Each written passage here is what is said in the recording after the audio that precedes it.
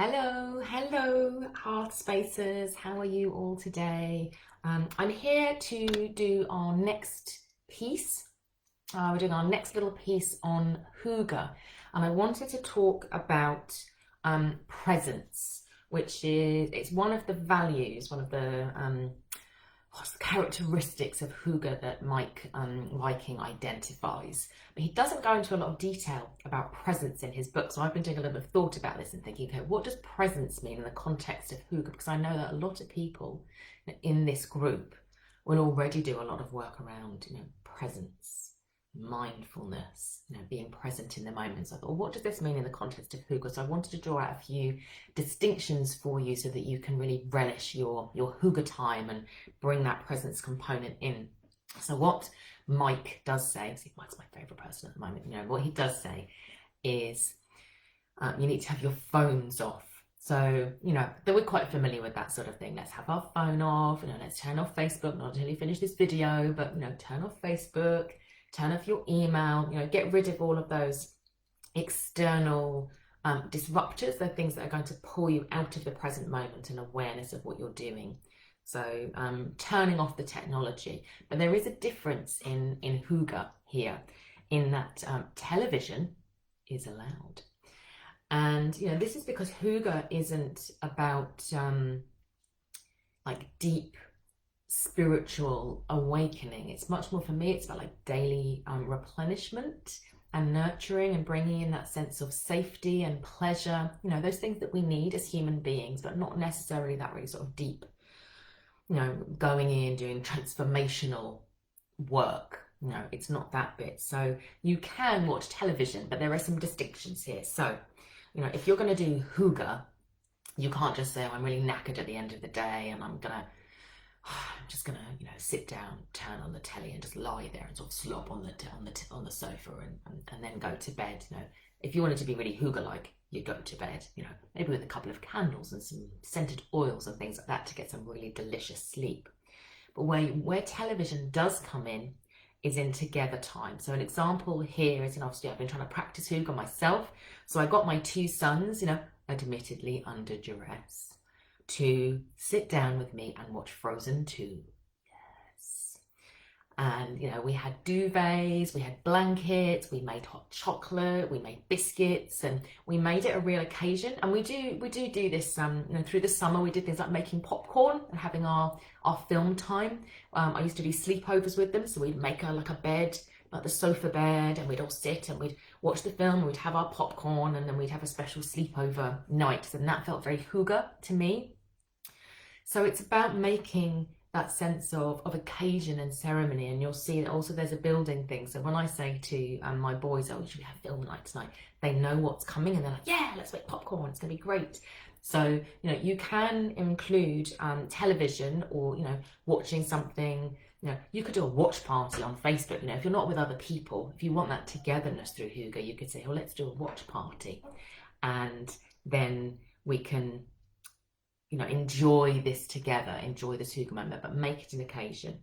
So then there's the piece on mindfulness, which again, I'm expecting that lots of you will think, mindfulness, I know about that. I'm doing my meditation, I'm bringing awareness to what I'm thinking about in the present moment, how I'm feeling, what's going on for me mentally, what's happening emotionally, what's happening on a physical level, and doing that sort of work.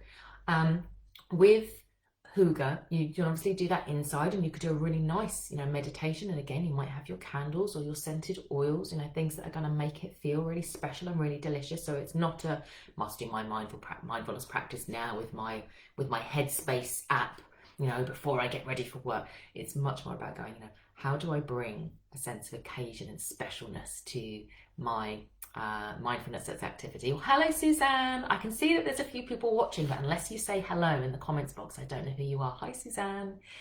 And you can also do going outside. So I really like doing activities where we go on walks.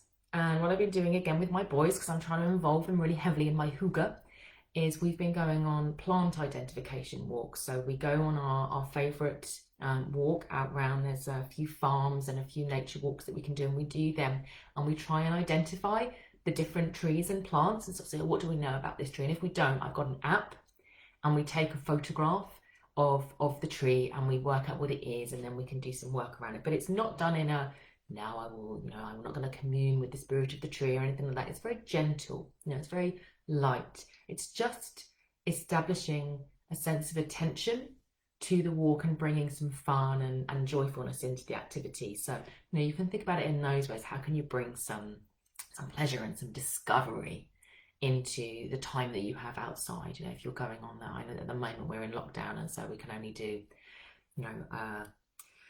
like 1 or 2 of us together, but you can still get out your plant identification app if you wanted to. And the final thing I wanted to mention is something that I learned in a different context, but to me it feels very Hygge. So it's about bringing the magic into the mundane. So I was thinking, how do I bring the Hygge into the mundane? And I was given a task when I was doing some training around being more centered, being more present, finding pleasure and joy once more. And one of the tasks that I was given was find an activity that you don't enjoy and switch it up to make it as pleasurable as possible. So the activity that I chose was the washing up. Don't enjoy the washing up, I just don't. So I was like, right, what can I do to make it so I really enjoy the washing up? So I bought myself some bamboo washing up cloths, eco-friendly, they fit in with my values, they look really nice. I bought my eco-friendly washing up liquid. It smells delicious, it smells gorgeous. I redid the area in front of my washing up, so where my window is. So I actually put some candles up while I was doing the washing up. I lit my candles. I had some really nice glass ornaments that let the light through really nicely, and I've got a couple more since, and I've hung them up on my window.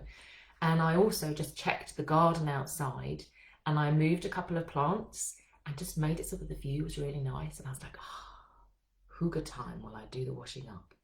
Doesn't work every time, but it does make the washing up much better, and it does mean that I'm doing that sort of replenishing, bringing in the Hygge every day when I do the washing up, or it should be every day. Sometimes I forget, but bringing my presence then to say, I'm loving my bamboo washing up cloth, I'm loving the view outside. I'm not just going, there's so much washing up to do. So bringing the magical into the mundane would be one of the other things that I would suggest. So, if you've got time now, just do a little list of things that you could bring into your week that would be Hygge activities where you're bringing a sense of presence to things maybe that you're already doing. So, if you've got a film coming up, how can you make it more Hygge? How can you bring more presence to it? If you're going out on a walk, what could you do to make it more Hygge, bring more presence, more awareness, not be thinking about your to-do list? And what mundane task might you turn into a Hygge moment? So I leave you with that, and I'd love to hear what ideas you have. Suzanne, you're saying, wow, gorgeous idea. I don't know which one you mean. I'm going to just go, which one do you think? Plant identification? I don't know. Tell me which one you liked, and please post in the group. Let us know how you're transforming your mundane moments into present Hygge moments.